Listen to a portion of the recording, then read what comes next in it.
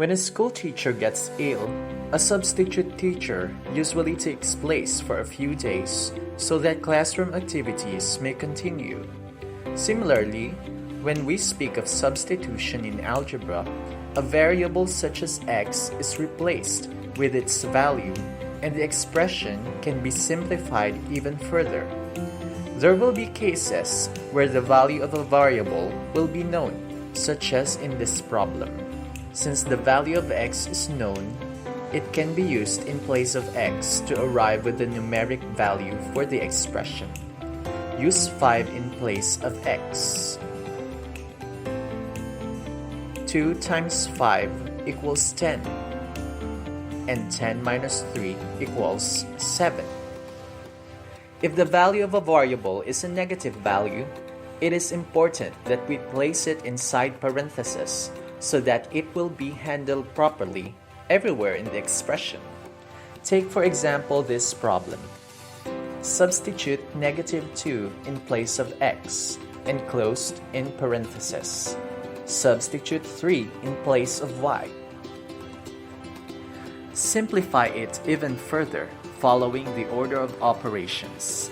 Simplify the exponents. -2 squared equals 4. 3 squared equals 9.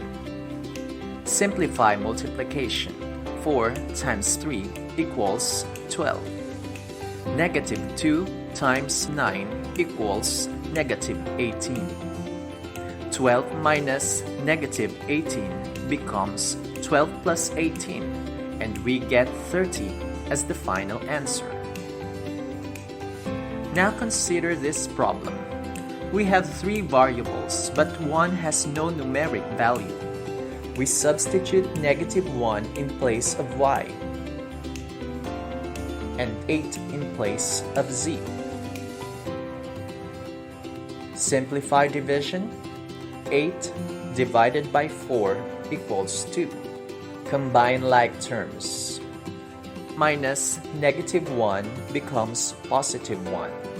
+1 plus 2 equals 3. And we have x plus 3. That is as far as we can get. If you'd like to see more YouTube algebra tutorials, check the links in the description. If this video helped you, give it a thumbs up. And don't forget to subscribe to my channel, Math Marvel. See you in my next video.